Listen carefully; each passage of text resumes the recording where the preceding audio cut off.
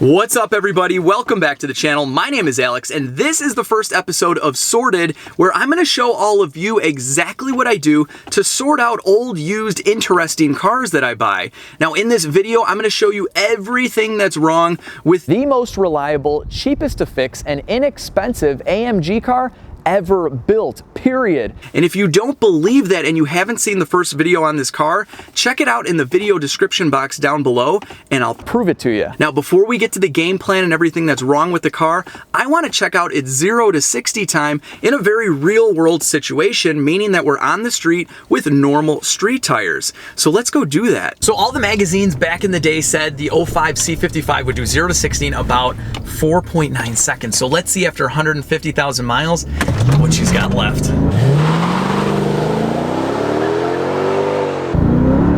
That's 30, and that is 60. Let's see what we got. We are at 5.13 seconds. That is not too bad, especially for 150,000 miles. So if you guys are wondering what I'm using to perform this test, I'm using something called a V-Box Sport, and it's made by a company called Racelogic, and they were nice enough to send me this unit to test out on all of my cars. Now, this is a higher end performance data logger, and it does a lot more than just 0 to 60. You can do quarter mile times, braking tests, and lap times as well. And if you guys want to read some really interesting articles on how this kind of technology is used by companies like Car and Driver and Road and Track, I will leave a couple links to some magazine articles down below. It's very, very interesting, and I can't wait to try this out on the other cars.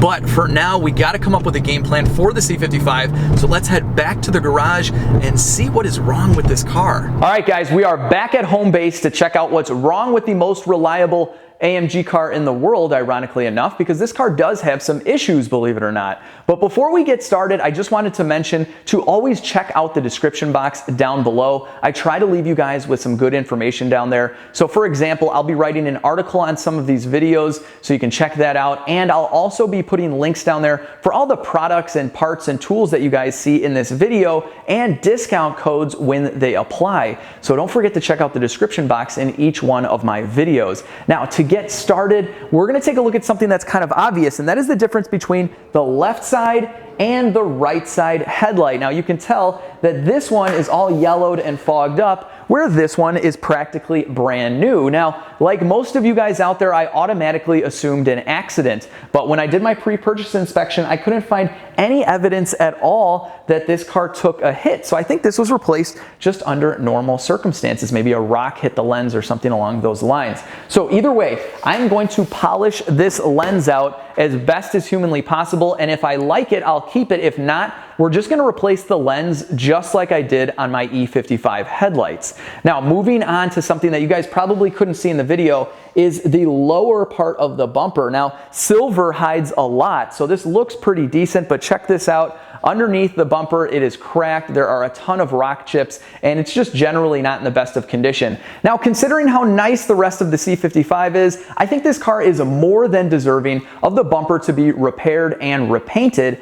And if I can find a cool little splitter for the bottom, I might do that as well. That about does it cosmetically on the C55. Now, of course, I'll give this car a really good buff and polish and clean out the interior. And if you saw the first video on this car, you know how I feel about these right here. These gorgeous Lorenzo wheels with their totally real bolts all the way around. They look so freaking horrible. I hate these wheels so much, and they have to go. So I'm looking for suggestions. Please comment down below with what you think a good looking wheel on a C55 would be. Now, we're going to get into what's wrong with this car mechanically, and for that, we have to lift it up. I did some disassembly and inspection, and check this out. We have some oil leaks going on. These are the under engine belly pans. Looks like it's been leaking for quite some time, and one of these is broken. It's just held in with a zip tie, so I'll have to fix that. Those are off of the E55, and they look to be pretty decent. But let's take a look at something that I spoke about in the first video on this car, and that is this right here. That's that transmission electrical sleeve, and that's the connector that goes right into it. And to check this, usually you'll see a lot of fluid in this area, but this will be dripping once you pull it out, and it looks bone dry. So that connector sleeve is in good shape. We might have a little bit of a pan gasket leak but I'll be dropping the pan and replacing the fluid and filter anyway, so that would take care of any minor seepage that's coming around the transmission pan. So let's look at what is going on here with engine oil leaks, because that's pretty much all that stuff is engine oil. Right away, you can see that it's all wet here at the bottom of the transmission, and this would indicate that the rear main seal is leaking in a lot of cases. Now, if the rear main seal is seeping, which is kind of common on these cars, it's something that you can monitor for like tens of thousands of miles, and in some cases you can just leave it alone if it's not that bad of a leak. Now, at first glance, this one looks pretty wet, but there is a dipstick tube right in here. Ironically enough, this car doesn't actually have a dipstick, it just has a tube with a cap on it. And then you check the oil through the instrument cluster. It's kind of dumb, but that has a rubber seal and it's leaking and causing a lot of oil to build up here, which could be traveling in this area as well. So let's go up front here because we got some more engine oil leakage. This is the bottom of the front subframe, and as you can tell, it's pretty wet as well right here, and the bottom of the AC compressor also has engine oil. So what I did was I looked up top and I found that this, which is called the engine oil cooler, is leaking. There are some rubber seals in here that have dried up, and it's leaking all the way down and gathering on this lower subframe. Now, I also took a look at the valve covers and the upper breather chambers, and they have some minor leaks going on as well. It's really nothing active, but I'll probably pop these off, replace the seals, and reseal those upper chambers. So a good overall plan here, guys, is to do those oil cooler seals, reseal those valve covers, definitely do the O-ring for that dipstick tube over here, and then just clean everything up really nicely and test drive it and see if we have a real leak from the rear main seal. But I kind of doubt that it's going to be anything that will justify removing the transmission to do that seal, but we'll find out soon enough. Up next, we have the front brakes, and I know I look like a total dork with my little light on my forehead, but I absolutely love this thing, and if you guys work on your own cars, you should get one. The front brakes on this car have an issue. As you can see, its steering wheel shakes a little bit every time I apply the brakes. Now, this usually indicates that your rotors are warped, but check out the back side of these rotors. There's like a rust groove right down the middle, so we're gonna have to start off with replacing the rotors and the pads, and out back everything looks to be in really good shape. So guys, check this out. These are the wheels, the Nietzsche wheels off of my E55. Now these are from the back, so they don't really fit, but check this out. This looks awesome. Now I'm not gonna get the exact same wheels for the C55, but this just gives me like a general idea, and this looks really good. So maybe if you guys see a wheel of this similar design, link it down below. I'd love to check it out. Now, although the C55 handles really well and it drives relatively straight, I do hear some clunking and knocking going on in the front end. So let's see if we can figure out what that is. Thank you so much, Alex of the past. In order to figure out what is making our clunky noise here in the front end, we have to inspect the front end steering and suspension, and we're gonna start off with this lower ball joint. Now, because the C55 uses a McPherson style strut system, this is an unloaded ball joint, otherwise called a follower joint.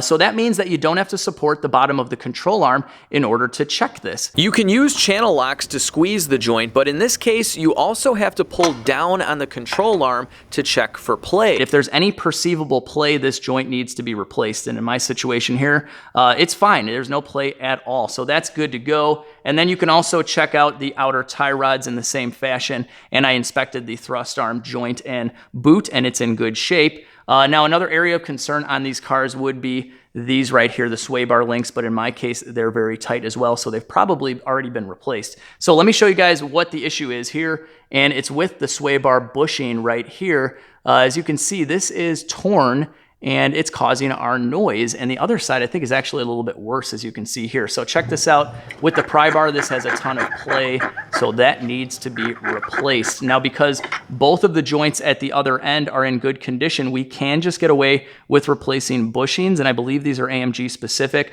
but I'll have to price everything out and see what makes sense. It might make more sense just to replace the entire arm with the bushing already pressed in. But either way, this is gonna be a very cheap fix.